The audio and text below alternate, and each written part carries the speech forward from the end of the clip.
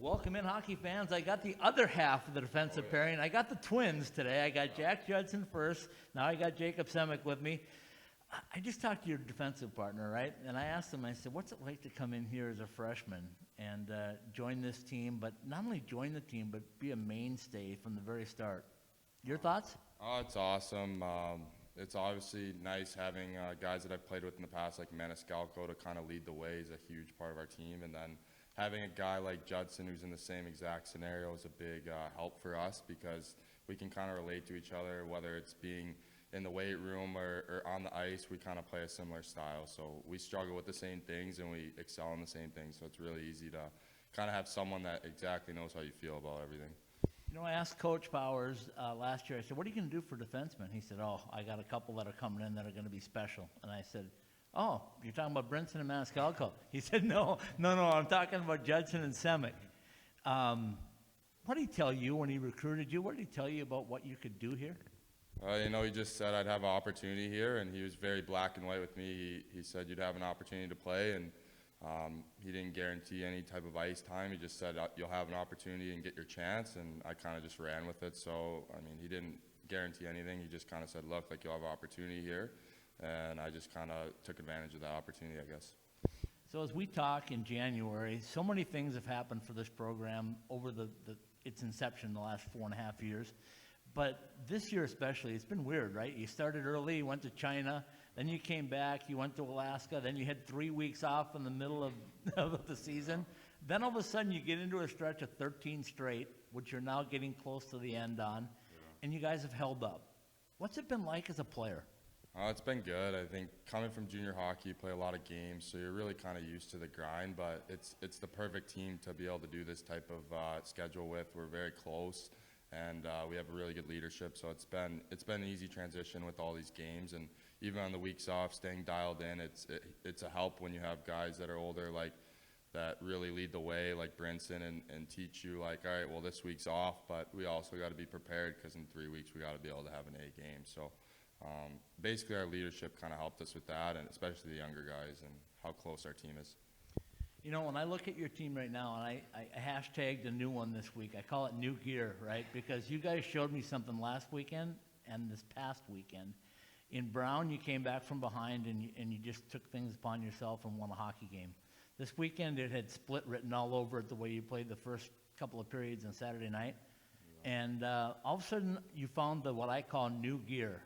Is that New Gear something that's new, or is that something that's been hiding in this team for a while?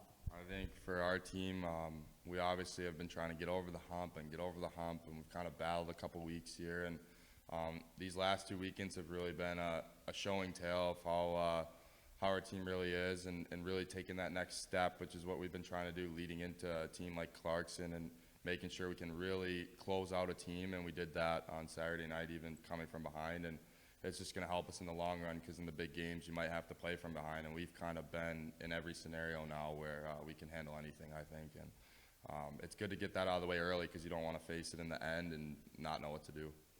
So as part of this stretch, you ran into a bunch of Saturday, Sunday games, which is uncommon in NCAA hockey. Is that difficult as a player to play when you're programmed all week long to play Friday, Saturday night? Has that been an effect on you guys?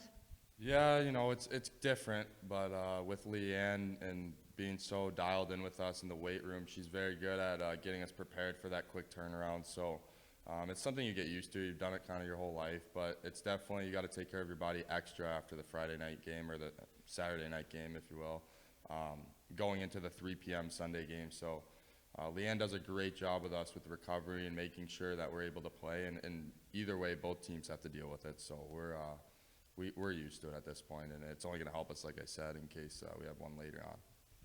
Okay, speaking of later on, the team made the national tournament last year, something like 30 years since an independent did it. I set you guys up on a little magic number thing, because I look at the schedule early in the year and I go, okay, this is what I think they must do to compete. I said the magic number was 24 wins. You got 9 left to get there. You got 10 games to do it. I know you want to do it one game at a time, but making that national tournament's important, isn't it? Yeah, for us, especially with them making it this year, I think, or last year, for us, it's tournament or bust. That's how we kind of look at it. We're not trying to just have a good season. We're all here trying to make the tournament, and that's being an independent team. That's our big time goal, and overall winning a national championship. So we're not here to just have a good season and have fun. Like, we want to make the national tournament, and that it's a bust for us if we don't make it at this point. You know, I guess technically you're a freshman, but some of the plays you made last weekend definitely moved you out of the freshman category in my mind. Tell me about the 2-on-1 with your defensive partner.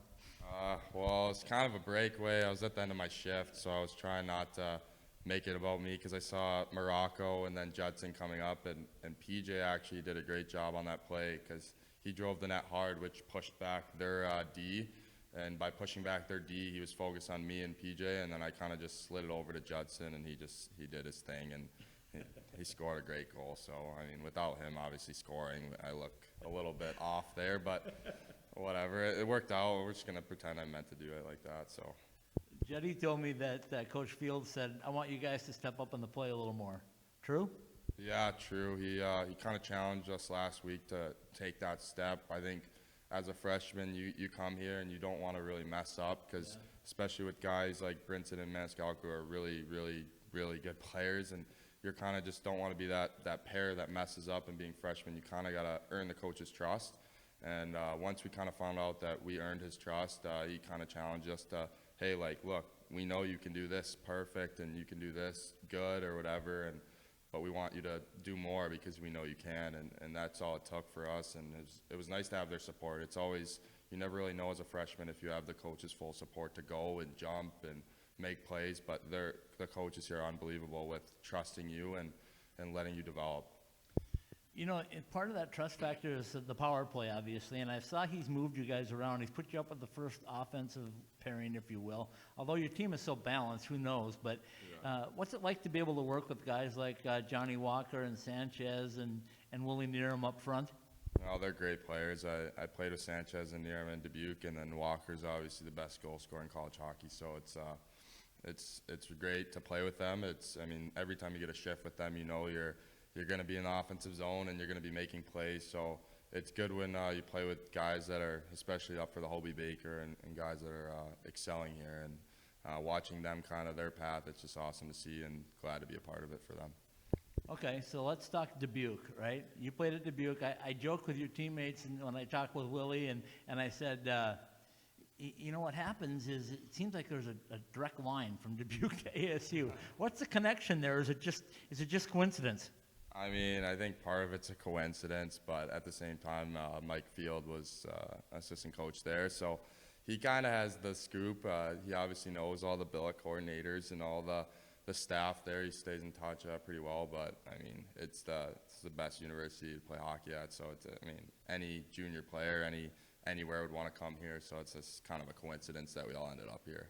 All right, let's wrap it up by talking about growing up playing hockey. I always like to get the inside scoop on you guys. When did you start playing? What are some of the memories you have of youth hockey, and what got you to this point? Oh, I think I started really early. I think 2 or 3. My parents didn't play.